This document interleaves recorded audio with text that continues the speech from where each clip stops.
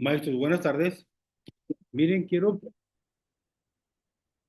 un documento, un cuadernillo, de una serie de cuadernillos que se hicieron allá por 1996, 1997. Creo que ayer o antier les compartí uno que habla sobre la participación de los padres, pero hoy les quiero compartir uno que habla sobre la evaluación de acuerdo a los documentos que teníamos en 1997, en enero de 1997, hace 28 años. Y bueno, la idea es rescatar aquella información, recordar que se hablaba de la evaluación hace 28 años. Hay unos acuerdos por ahí que se publicaron, pero lo importante es que muchas ideas de las que ya trabajábamos, al menos en educación especial en Nuevo León, ya estaban contempladas en los acuerdos, en la normativa sobre la evaluación de la educación, sobre la evaluación en educación básica. Entonces, pues miren, aquí va. Este es la serie de cuerrios hacia una escuela integradora. Este es el número 5. Es de enero a febrero de 1997, pues hace 28 años. 28 años. Y bueno, aquí está, en ese tiempo era la generación 90-96. El tema es la evaluación. El ciclo escolar en 1996-1997, pues ese ciclo escolar fue declarado como año escolar de las ciencias y las artes. Anteriormente, cada ciclo escolar se bautizaba con un nombre, con un lema de algo importante. En el ciclo escolar 95-96, ese creo que fue declarado como, bueno, al menos en Nuevo León fue por lo de Monterrey 400, porque habría cumplido 400 años, 4 siglos de su fundación. Pero bueno, el tema de la evaluación en el ciclo escolar 96-97, pues ese ciclo escolar fue declarado año escolar de las ciencias y las artes. Nos vamos al índice. El índice trae 3 capítulos, cuatro, 4 capítulos. En el capítulo 1 habla del concepto de evaluación, que es importante. En el capítulo 2 habla de la normatividad en la evaluación y sus implicaciones. Y en el capítulo 3 habla de necesidades educativas especiales y la evaluación.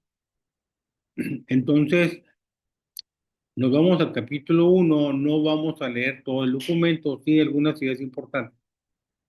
Dice, en ese quinto paquete didáctico hacia una escuela integradora, pretendemos atender la inquietud de los profesionistas involucrados en la integración, hoy sería la inclusión, de los alumnos con necesidades educativas, de responder con equidad a la evaluación de todos los escolares. Desde entonces andamos hablando de la equidad en la evaluación y eso es un tema muy importante porque el movimiento que hay ahorita a nivel internacional al cual pertenece la UDEI 35, donde soy director, la Red Internacional de Escuelas por la Educación y Equidad, pues de eso se está tratando, de responder con equidad a la evaluación de todos los escolares, de todos los estudiantes. Y bueno, acuérdense que los pasos para que las escuelas sean inclusivas, los pasos para que las escuelas sean inclusivas, pues tiene que haber acceso, tiene que haber permanencia, con acceso con equidad, permanencia con equidad, participación con equidad y la evaluación de los logros académicos con equidad. Entonces, este tema de la equidad es un tema que no ha terminado, que no es nuevo y que seguimos trabajando con él. La evaluación constituye una acción relevante dentro del proceso de enseñanza-aprendizaje. No solo brinda al maestro la oportunidad de darse cuenta de lo que han aprendido sus alumnos, sino que cumple la función de nutrir y regular la enseñanza. Reconocer que la evaluación es un proceso nos lleva a considerar esa actividad dentro de lo cotidiano de la acción didáctica como un elemento que nos permite valorar conocimientos, actitudes, habilidades y valores adquiridos por nuestros alumnos y que se manifiestan en una diversidad de acciones implícitas en el desarrollo curricular. Entonces, maestros, pues esto de valorar conocimientos, actitudes, habilidades y valores es algo que se sigue haciendo de forma permanente, pues yo creo que en todos los sistemas educativos. Centrarse en la evaluación curricular implica abandonar una postura patológica, sustituyéndola por una posición fundamentada en lo pedagógico, que nos demanda el manejo del currículo, valorando más todas las interacciones que acontecen en el aula, en la escuela y en la comunidad. Y desde hace 28 años ya hablábamos de las acciones en el aula, en la escuela y en la comunidad. Aquí dice en su entorno, pero es en la comunidad escolar, que son los tres escenarios que se manejan en los libros de texto en la nueva escuela mexicana, en los proyectos didácticos, son los mismos tres escenarios que se siguen manejando en la nueva escuela mexicana en el plan de estudios 2022. Lo que hacemos en el aula, lo que hacemos en la escuela y lo que hacemos en la comunidad. Y esto pues ya tiene 28 años que lo estamos trabajando en Nuevo León. Bueno, sobre el concepto de evaluación, déjenme decirles que pues aquí dice, hablar de evaluación es hablar de valores y conceptos íntimamente ligados con el hacer educativo. ¿Cómo se aprende? ¿Cómo se enseña? ¿Cómo comprobar lo aprendido? ¿Cómo se concibe el error? El proceso de construcción. ¿Cuál es ese proceso de construcción? Pues del aprendizaje. Bueno, ¿cómo se aprende? ¿Cómo se enseña? ¿Y cómo comprobar lo aprendido? Esas tres preguntas van enfocadas al quehacer docente. El maestro tiene que saber cómo aprenden los alumnos, el maestro tiene que saber cómo enseñar, este, cómo ser guía, cómo ser facilitador de los contenidos y de los PDA del Plan de Estudios 2022 y cómo vamos a comprobar o a valorar que los muchachos están adquiriendo esos contenidos y esos PDA del Plan de Estudios 2022. Entonces, esto de hace 28 años, pues no está muy alejado de lo que estamos haciendo ahorita. ¿Cómo se concibe el error? Bueno, ¿cómo se concibe el error? Bueno, hay quienes dicen que no hay errores, son aprendizajes que hay que estarlos trabajando y retomando y reformulando y hay que buscarle metodologías pues apropiadas para trabajar, sobre todo en esta escuela, en esta nueva escuela mexicana. La práctica de evaluación que se realiza en la escuela está relacionada directamente con la acción curricular, pues forma parte del mismo currículo que se desarrolla en el aula. Su propósito es conocer cómo el alumno y maestro interactúan en la evaluación o en el desarrollo del currículo. ¿Cómo? Bueno, ustedes acuérdense que son, antes se hablaba de objetos de educación y sujetos de la educación, y ahora todos somos objetos ahora todos somos objetos y sujetos de la educación. El alumno aprende del maestro, el maestro aprende del alumno con esa interacción social de la cual nos habla muchas veces Piaget, de la cual nos habla incluso Vygotsky, Lev Vygotsky, en su teoría de las tres zonas de desarrollo: desarrollo real, desarrollo próximo y desarrollo potencial. Zona de desarrollo real, zona de desarrollo próximo y zona de desarrollo potencial. En la teoría pues, socioeducativa de Lev Vygotsky, pues también nos habla de esto. Entonces, el alumno y el maestro interactúan. En esta nueva escuela mexicana, los directivos y los supervisores interactúan. No hay un diálogo vertical, es un diálogo horizontal, donde todos somos partícipes y es un trabajo distribuido o es un trabajo colaborativo donde se toman las mejores decisiones y las prácticas de la evaluación deben de estar consideradas en ese diálogo horizontal, en ese ponernos de acuerdo, en esa evaluación o evaluación,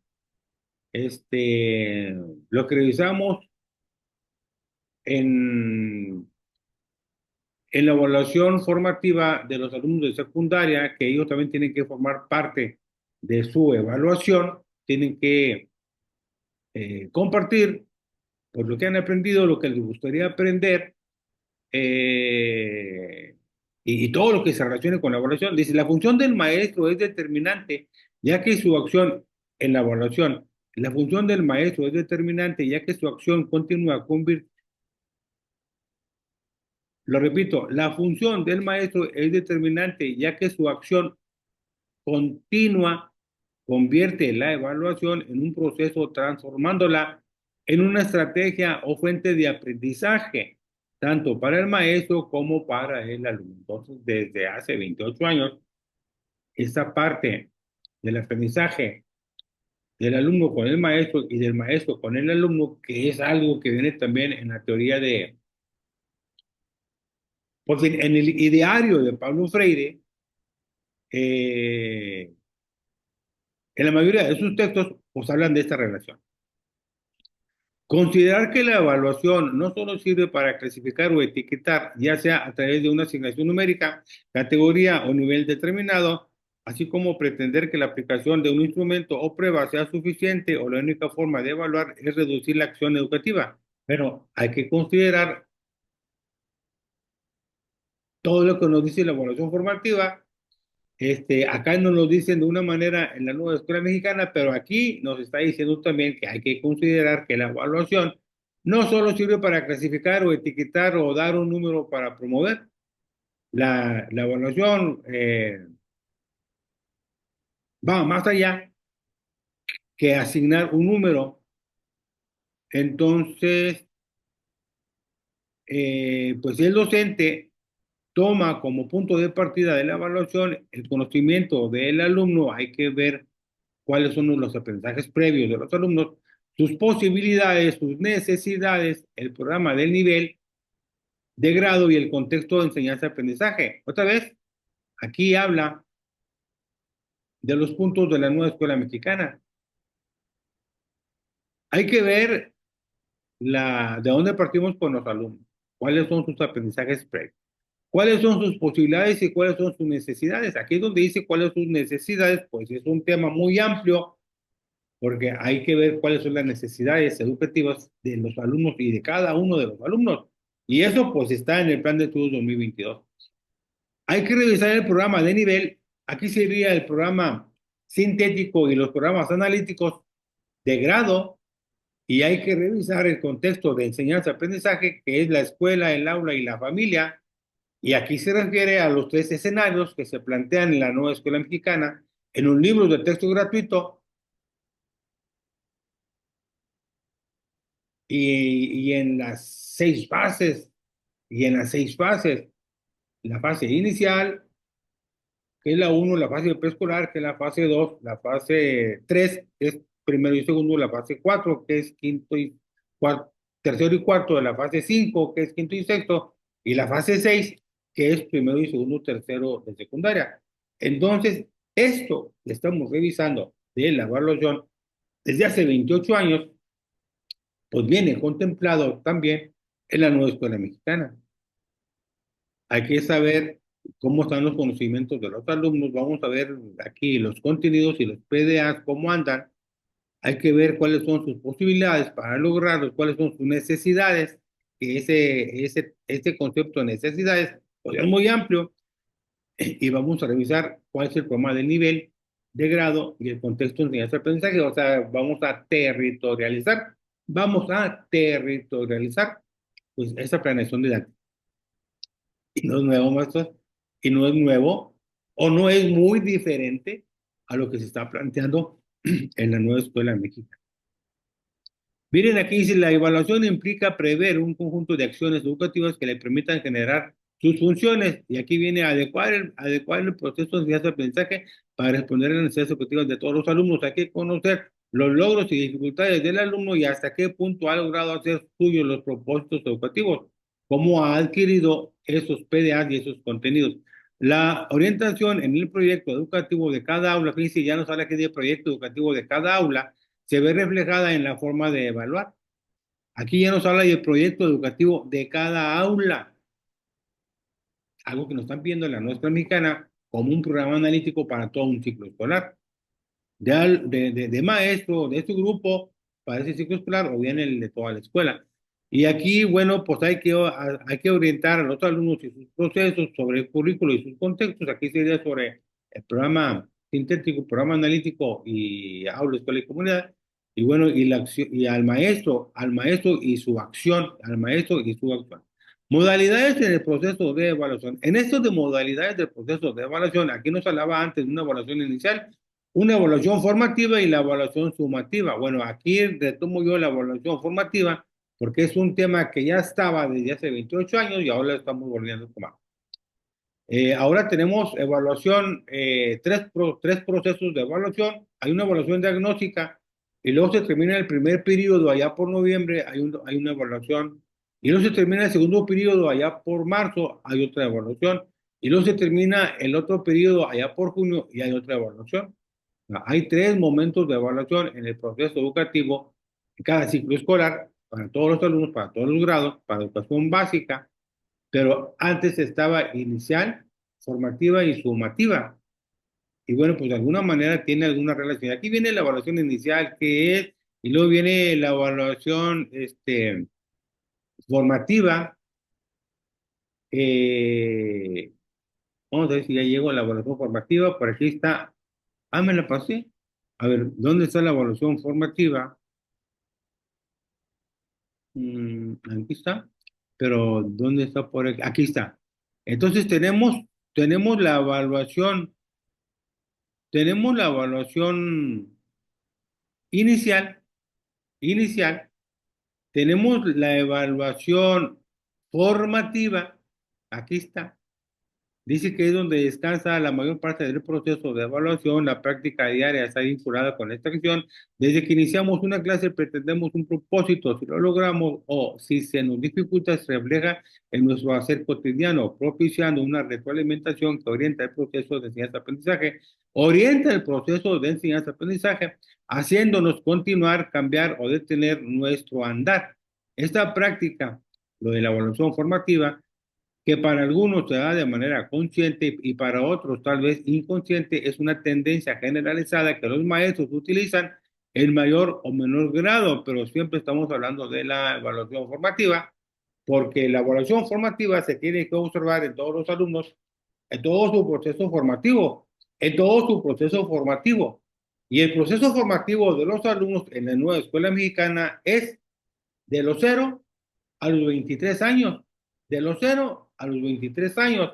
En todo ese trayecto formativo, en todo ese proceso formativo, pues tenemos que ir observando todo lo que se refiere a la evaluación formativa, que es el tema de la octava sesión ordinaria de Consejo Técnico de junio del 2023. Y todavía se sigue, y todavía se sigue. Bueno, y luego ya viene aquí la evaluación sumativa, que es con la que termina aquí el documento, y lo hice hacia un nuevo enfoque de la evaluación. Entonces, bueno, yo solamente les quiero compartir que que está este documento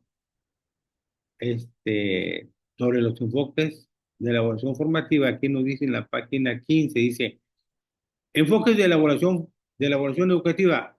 Esto se trabajaba ya en el 97.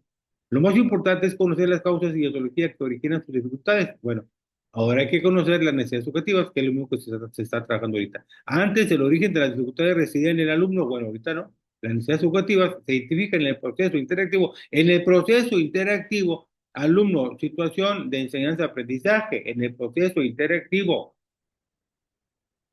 habría que identificar desde aquí todas las barreras para el aprendizaje y la participación en el aula, en la escuela y en el contexto. ¿Eh? Entonces, antes el origen de las dificultades residía en el alumno, ahora en el 96, 97, las necesidades educativas se identifican en el proceso interactivo alumno y la situación de enseñanza-aprendizaje, y esto se refiere a identificar las barreras para el aprendizaje y la participación y eliminarlas o minimizarlas. Entonces, maestros, con eso voy a terminar porque antes, para conocer las capacidades del alumno es necesaria la aplicación de pruebas específicas. Antes y a partir del 96, pues la valoración se hace en función del programa de nivel y grado que llevan el resto de los alumnos, incluyendo las adaptaciones curriculares. Desde entonces ya se habla de adaptaciones curriculares, o si quieren ustedes llamarles ajustes razonables. Dice, antes el único sujeto a evaluar es el alumno, ya que en él residen las dificultades, y a partir del 96-97, en la evaluación se toma en cuenta al alumno en el aula, a la situación de enseñanza y aprendizaje y al propio maestro.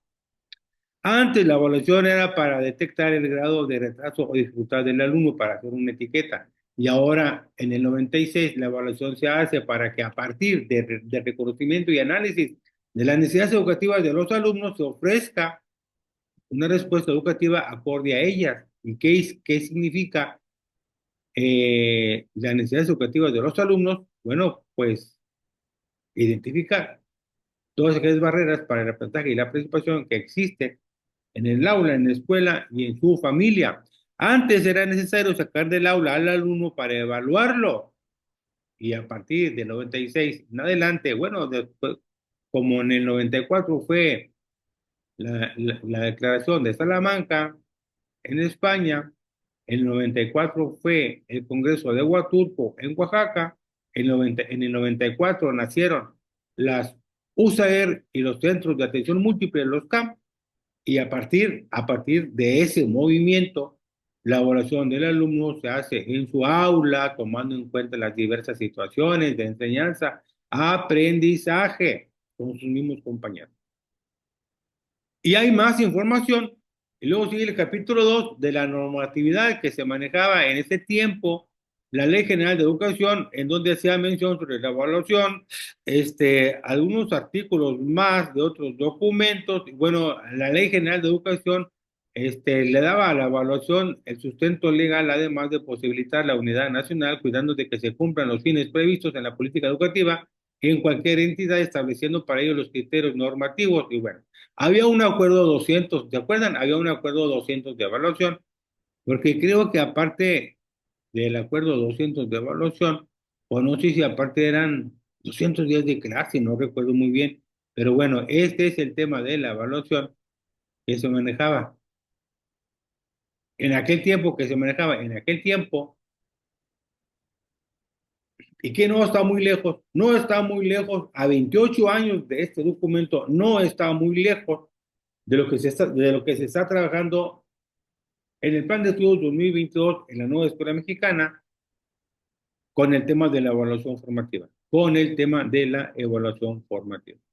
Maestros, este es el video 797, 797, y nos vemos en el segundo video o en el siguiente video.